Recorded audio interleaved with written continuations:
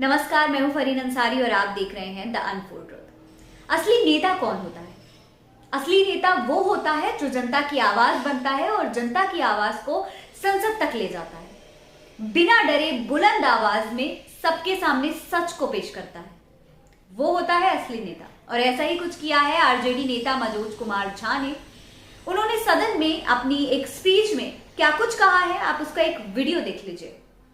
माननीय vice chairman साहब, शुरुआत यूं हुई कि गवर्नमेंट ऑफ इंडिया एक्ट 1919 के बाद हमारे यहाँ इस रवायत की शुरुआत हुई। उससे पहले हमारे यहाँ ये परंपरा नहीं थी। एक और ऐतिहासिक तथ्य जो मैं सदन के अपने साथियों के समक्ष रखना चाहूंगा कि 1950 में भी 31 जनवरी को ही अभिभाषण हुआ था। 31 जनवरी 1950, जब हमारे तब के महामहिम डॉक्टर राजेंद्र प्रसाद, जो बिहार से आते थे, देश के सर्वमान्य नेता थे, उन्होंने अभिभाषण दिया था। तो 72 वर्ष बाद ये एक संयोग है, लेकिन 72 वर्ष के अभिभाषणों के दायरे में अगर सर सोचे तो कई चिंता की लकीरें हैं, और चिंता की उन लकीरों को हमने अभिभाषण के पक्ष में, अभिभाषण के दौरान नहीं देखा। इसलिए मैं शुरुआत करूंगा कि बेवफा बावफा नहीं होता, बेवफा बावफा नहीं होता, वरना इतना बुरा नहीं होता। हमने तो सोचा था, बाद लुटने के ये पता चला कि रहजन रहनुमा नहीं होता। खैर, बहरहाल सर, मैं कुछ छोटी छोटी चीजें इस संदर्भ में रखना चाहूंगा। सभापति महोदय, मुझे पता है कि इस संदर्भ की गरिमा क्या है।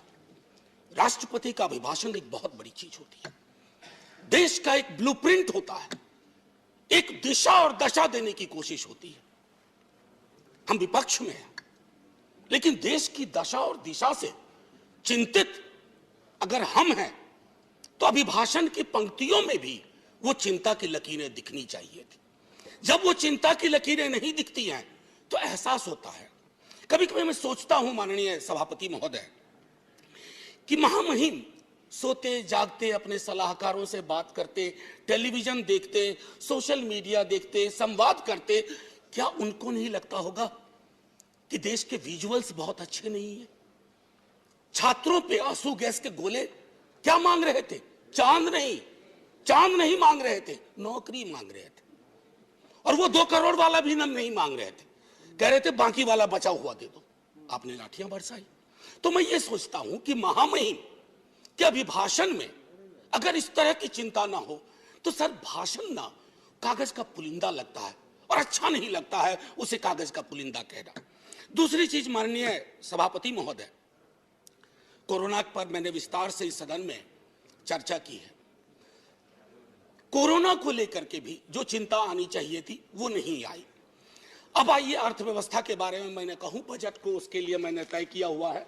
लेकिन मेरा मानना है कि सन 50 से लेकर अब तक किसी की भी सरकार हो, मैं जानता हूं ये लिखा कहां जाता है, लेकिन जहां लिखा जाता है मैं आग्रह करूंगा कि अगर हम सोच सके, सत्ता पक्ष और विपक्ष, तो राष्ट्रपति के अभिभाषण को दलीय दायरों से ऊपर कर दीजिए। राष्ट्रपति का अभिभाषण, कल को आपकी सरकार ना हो, ये मैं अपील बाकी लोगों से भी करूंगा जो सरकार में आएंगे कल को, कल नहीं आएंगे परसों आएंगे, कभी तो आएंगे।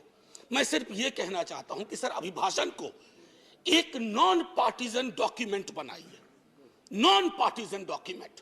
राष्ट्रपति देश के राष्ट्रपति हैं, उनके सरोकार में देश का सरोकार दिखना चाहिए माननीय सभापति महोदय। अब दिक्कत ये होती है ना माननीय सभापति महोदय कि अभिभाषण में सर्वेश्वर की एक लाइन थी, सभापति महोदय, अगर तुम्हारे घर के एक कमरे में लाशें सड़ रही हो तो क्या तुम दूसरे कमरे में प्रार्थना कर सकते हो? अगर तुम्हारा जवाब हां है तो मुझे तुमसे कुछ नहीं कहना है। इसी यही रख करके बात मैं खत्म करता हूं इस संदर्भ की। सर, पैरा 4 माननीय राष्ट्रपति जी के अभिभाषण का है, जो कहता है remembering the past and learning from it. Sir, इतिहास की एक अपनी स्मृति होती है और स्मृतियों का एक इतिहास होता है, और विश्व इतिहास गवाह है सर, जिस किसी ने भी अतीत की स्मृतियों के साथ छेड़छाड़ करने की कोशिश की उसको बदलने की कोशिश की, वो इतिहास के फुटनोट में चले गए। इतिहास नहीं बदला, वो इतिहास के फुटनोट में चले गए। नेताजी सुभाष बोस, अरे देश के नेताजी हैं, आपने उनको इंपीरियल कैनोपी में रखने का, अगर नेताजी कहीं से आ जाते हैं तो कहते कैनोपी मत रख भाई, दिलों में रख, दिलों में रख। मैं ये इसलिए कह रहा हूं, मैंने नेताजी की चिट्ठियां पढ़ी हैं नेहरू जी के नाम, मैंने नेताजी की चिट्ठियां पढ़ी हैं बापू के नाम, मैंने नेताजी की चिट्ठियां पढ़ी हैं तमाम उस दौर के लीडर्स के नाम। कहां कद था नेताजी का, नेहरू जी का, बापू का, पटेल का, और विवेचना कौन लोग कर रहे हैं? मैंने इसी सदन में कहा था कि बौनी समझ के लोग लंबा इतिहास नहीं लिख सकते, लंबी लंबी लंबी लकीर नहीं खींच सकते। एक बार चिंता करिएगा सर, मैं ये कह रहा हूं कि बापू के राम की संकल्पना करिए। अच्छा, इससे पहले एक हल्के में एक बात कहूं माननीय सभापति महोदय, मैं कभी कभी सोचता हूं 1952 में पहला चुनाव लड़ा हमने सर, 52 में हम पार्टीशन से निकल के आए थे, पीड़ा थी बहुत, लाखों लोग मारे गए उधर और लाखों लोग मारे गए इधर। लेकिन सर 52 का चुनाव हुआ था समावेशी विकास पर, रोजगार पे। 70 साल बाद हम चुनाव लड़ रहे हैं किस चीज पे? देख लीजिए। मुझे तो कभी कभी ताज्जुब होता है कि पाकिस्तान में चुनाव हमारे नाम पे नहीं होता है, लेकिन हमारे यहां चुनाव पाकिस्तान के नाम पे होता है। अब मैं तो कह रहा हूं कि जिन्ना कहीं भी होंगे सोच रहे होंगे कि जो जीते जी मैंने नहीं पाया, भाजपा वालों ने मुझे मरने के बाद दे दिया। ये मैं समझता हूं हम सब के लिए सर चिंता का विषय होना चाहिए।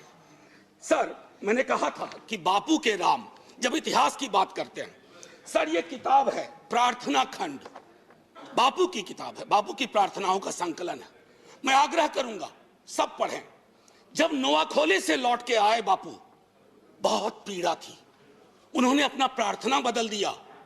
वो प्रार्थना भजमन प्यारे सीताराम की जगह भजमन प्यारे राम रहीम, भजमन प्यारे कृष्ण करीम। आप क्या कर रहे हैं? कृष्ण और करीम के बीच में कटीली दीवार लगा रहे हैं, राम और रहीम के बीच में दीवार लगा रहे हैं। ये दीवारें आज हो सकता है ताली दिलवा रही हो, आप मिट जाएंगे, ये दीवारें भी मिटेंगी, वक्त वक्त की बात है। बस एक बार सोचेगा जरूर, क्योंकि बापू पे माल्यार्पण आप भी करते हैं और बहुत, बल्कि आप चश्मे पे कर दिया, आपने महदूद कर दिया।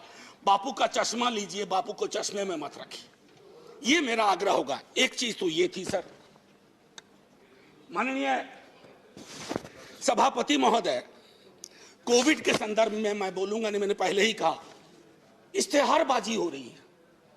जो सरकारें, मैं सिर्फ केंद्र को नहीं कह रहा हूं, जो सरकारें कोविड के वक्त में नदारद थी, सोशल मीडिया गवाह है, वो सरकार 4 पन्ने का इश्तेहार दे रही है।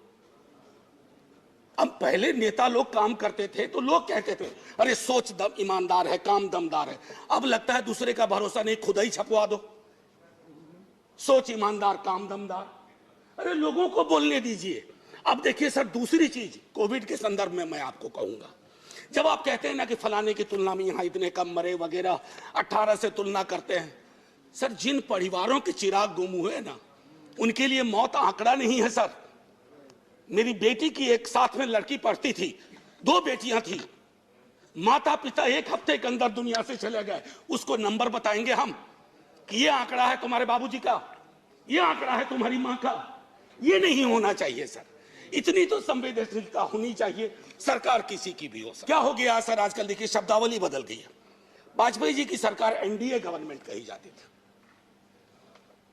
या आपकी भी सरकार शुरू में जब बनी थी तो एनडीए गवर्नमेंट या बीजेपी गवर्नमेंट, अब कहते हैं मोदी गवर्नमेंट, अब हो गई है केजरीवाल गवर्नमेंट।